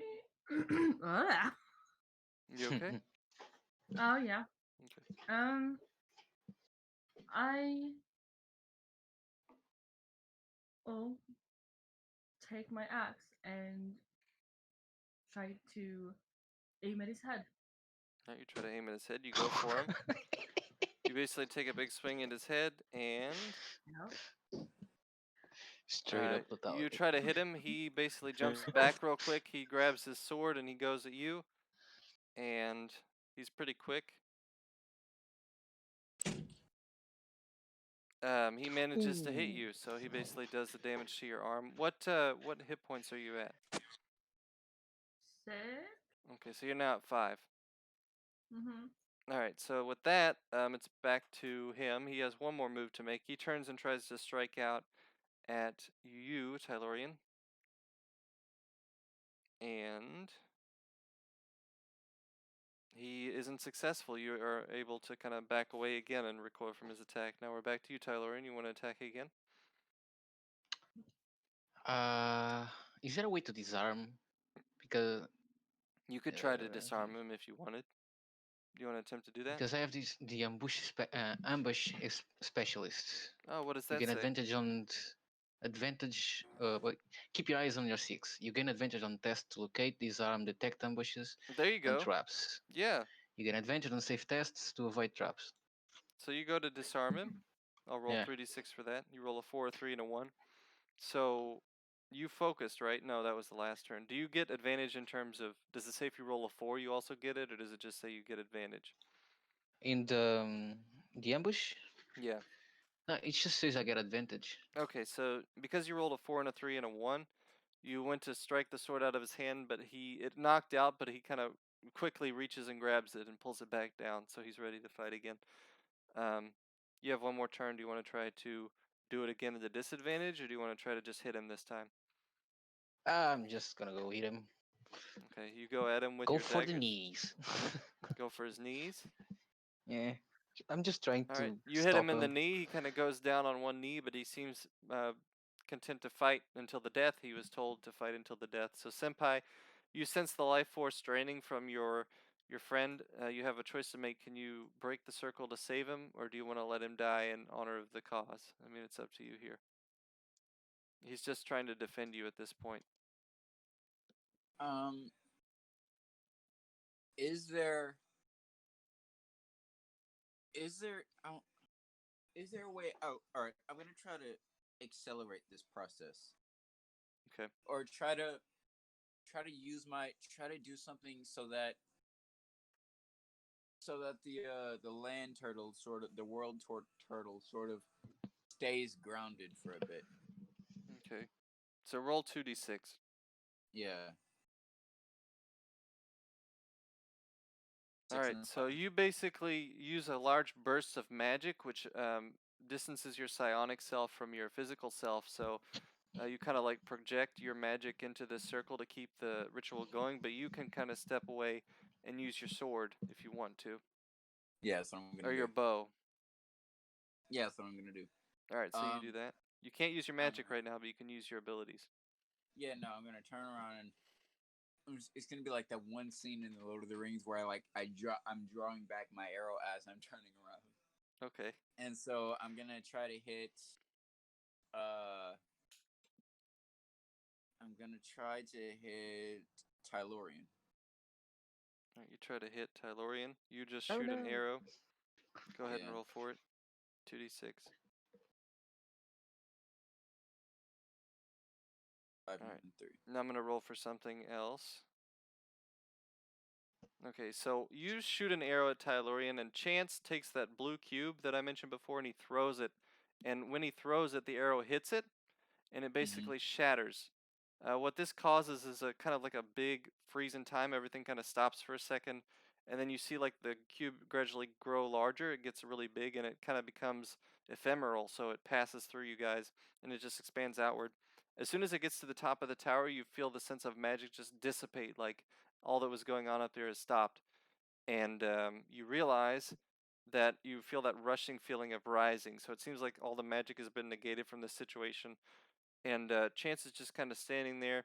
He's just like doing this at you, Senpai, and He's doing what? he's like wagging his finger, like, you know better than this. You all walk outside. The combat's kind of at a standstill, and you look up at the sky, and you realize that this cube is kind of surrounding the world turtle, which is now floating in space and going away from the planet. It's kind of a crazy feeling. But this is basically the story of how the Kindred became their own nation. At least this world turtle is their home planet, or home nation for now. It floats through space. It's a space turtle. And no, it doesn't play Nine Cat music while it's flying. Oh, duh, it's a Aww. turtle. Yeah. Yeah. It's a turtle. Why would it? Yeah. So I would say this would be a part where you guys could kind of feel the enormity of the situation and realize that maybe fighting isn't the answer. I would say you could even put down your swords and weapons and just say, hey, it is what it is. We can't really do anything at this point. Or you could really try to kill each other, but I wouldn't recommend it. I would. No, Oh my god, Senpai. Senpai, your buddy, the one who is on the planet with you, he basically is talking to you. He says, hey, we can go back to our nation now. There's really not much we can do past this point. I protected you. It's your turn to be protected by me. Or you protected me, now I need to protect you. So he kind of signals a ship that comes down for you. Do you want to get in it? Yeah, I guess. Okay, you get in it, and then we'll say that Almi and Tylorian, you guys are approached by a collection of villages of the Kindred race, and they come. It's like the Sylvae that are cybernetically enhanced. They come to the castle and they overthrow the elders, and they basically approach you. There's a big group of them, and they say, "Thank you so much." One of the elected officials does. They say, "Thank you so much for allowing us to achieve our independence." So we've been trying to do this for quite some time, and while we're off this planet, we don't know how it works, but you seem to have protected us in our way out of the planet. I look at Naomi. Is that what we did? So they give you both, or each 20 Gal creds, which is a pretty handsome fee, so you can add that to your inventory for future campaigns. And then they just congratulate you and send you off, so you can go do whatever you want now. But this is the point of the campaign that I call end credits or roll credits, where basically you can ask questions to try to determine like what happened in different parts of the story that you may not have the answers to. But in terms of like the general campaign, I'd say that that's over now. Any questions about the campaign or different characters? What happened? Any loose ends? I think I got it. Did the kid get to the parents? You want to ask if the kid went to the parents? Great question. I'm going to roll for it. Yeah.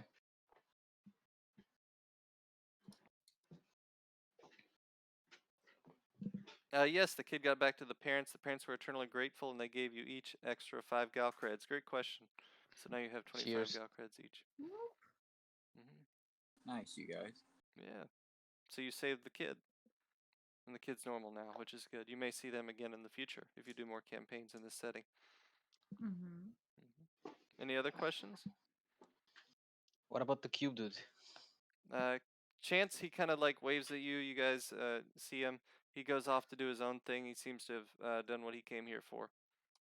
Okay. So he basically opens his bag and jumps in it, and then it closes inside of itself and disappears. Chance is a little Houdini. Exactly.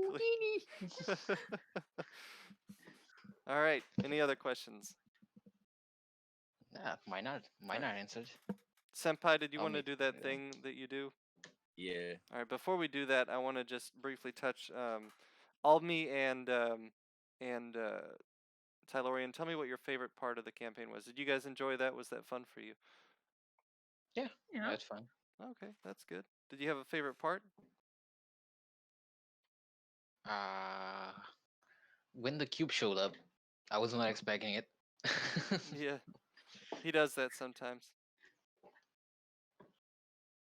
Um, That it? All right. I don't know. It's okay. It was a lot, so it's probably still It was something you're overall taking fun. in. Yeah.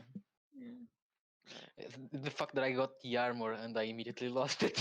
Yeah, it broke. That was sad. But hey, it saved you a hit point at least. Yeah, It did what it was supposed to do. I'm full HP.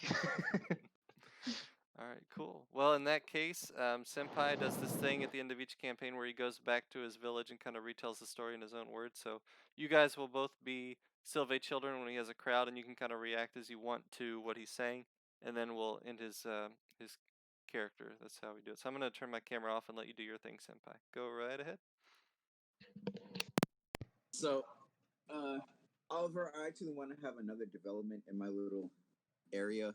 I assume it's sort of like now maybe a little place where there's some benches where people sit down at. It's sort of been developed a bit over the years. Yeah, let's roll to see how nice it is. Let me roll for it. Or do you want to roll for it? It's your structure, anyways. Yeah, Roll I'll roll 3d6. for it. I'll be generous.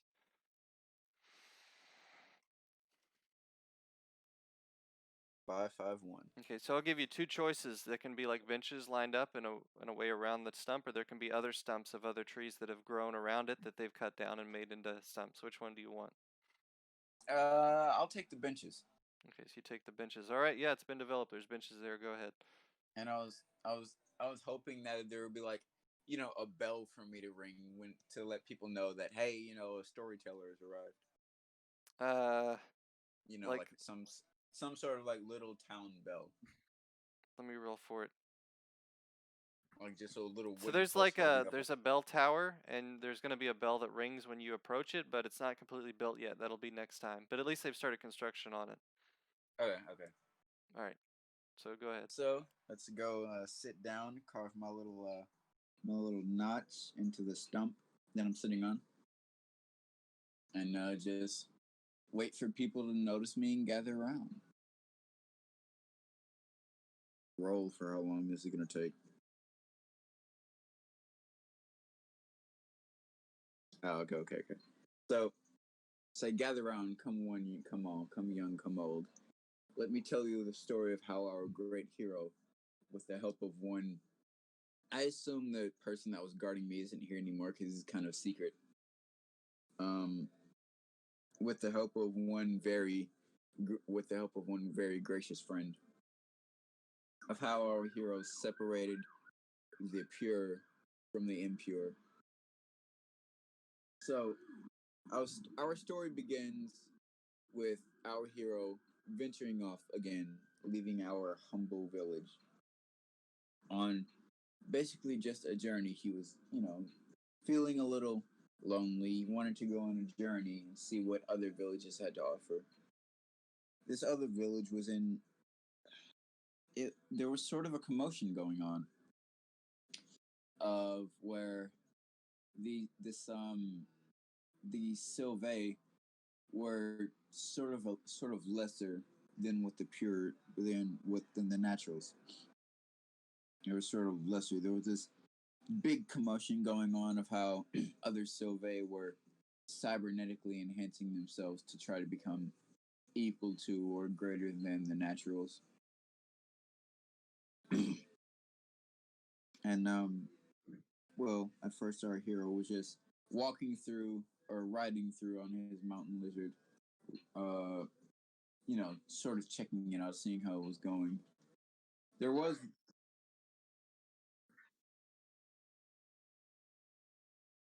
uh-huh.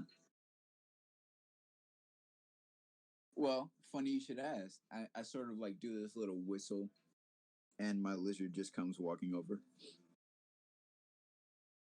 and I point to him and I say, "That young one is a lizard."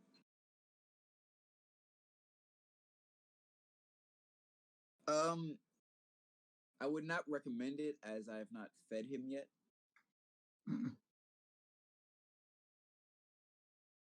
So, our brave hero, he meets these two rather unsightly humans, and he doesn't really interact with them much. They just follow him around because they were so amazed by his presence. They follow him around like mindless. Uh, what's a good word to use here in this situation? Mindless, mindless followers. And so our hero hears rumors about this cave that pure children were being taken to be protected from becoming cybernetically enhanced. So he goes over to this cave and he sees the most despicable of things. He sees these children were being experimented on to become cybernetically enhanced. So our hero decides to put a stop to it. He destroys the impure that were causing these children to be cybernetically enhanced. Sadly, by the time he got there, only two of the children had survived. But one of those children he was able to save. One, sadly, the trauma was too much and the child had gone insane. So our hero mercifully put that child out of his misery. One he was able to save, and with the help of a little dice friend, he was able to make the child pure again, so he could live out the rest of his days as he was meant to be. Now, in doing so, our hero noticed that the ground had started to shake. So as like this, when our hero ventured over to the castle where this village's grand council lived, so he went to the castle, went up to the grand council, and this grand council had and was made up of mostly impure ones. There was one pure one among them. So they explained to our hero they were trying to separate the village from our gracious planet, so they would not have to deface our planet with their immoralities. So our hero decided to help them. Decided to use his psionic abilities to sort of help lift this planet off of the ground. But there were these two humans. They seemed to not understand what was going on. They tried to stop our hero and the council. Luckily, a mysterious friend came to help our hero. He looked very similar to our hero. But our hero didn't exactly know who he was. Regardless, he protected our hero with his life while he decided to do what he do. After a grueling battle, and after our gracious friend almost losing his life, our hero was able to separate that village from the planet, and they were able to rise up in space. Now, our friend was actually tasked with protecting our hero throughout his life. So he contacted a ship for our hero to return home, and that's how I am here. That's how I'm standing here before you today, telling you the story of how our hero graciously separated the impure from the pure. All right.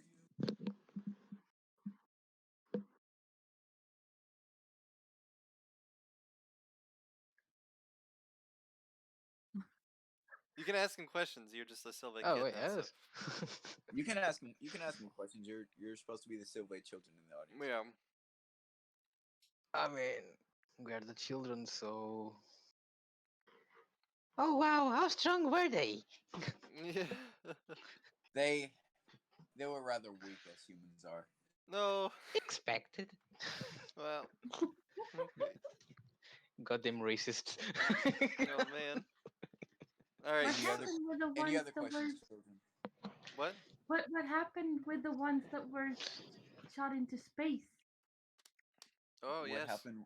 The ones that were shot into space. I assume they're living their poor, miserable, impure lives. Oh.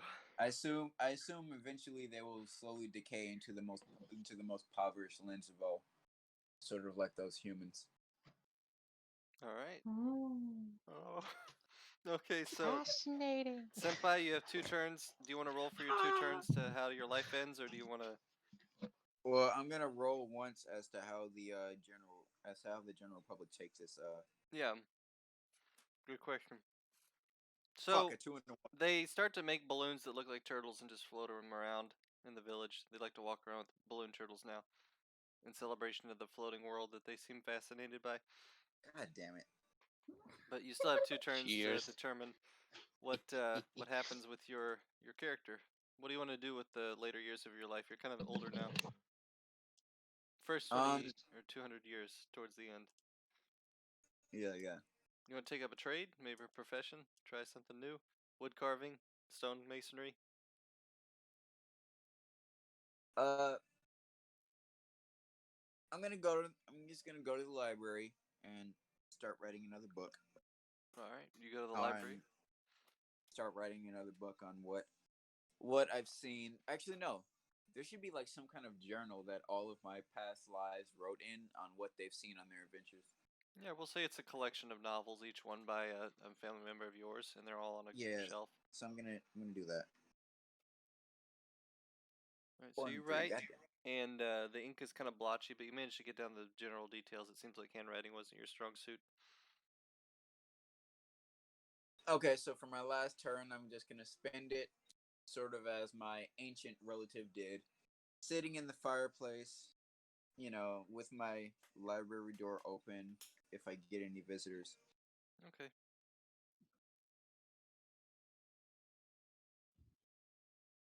Oh, wow. 4 and 2. We'll just say you get a visitor. The visitor kind of approaches you as your vision is graying out and puts its hand on yours as you die. You kind of look to the side and you see like a purple rectangular object with hands and legs. Just Ah, kind of like shit. going out with you in death. Kind of just A, pur- watching you leave the world. a purple rectangular object, huh? Yeah, Risk. You know Risk. Yeah, I know Risk. Little asshole. All right. So that's the end of the campaign. I'm glad you guys enjoyed it. I'm going to go ahead and end it on Twitch. Thanks for watching for those of you who were there.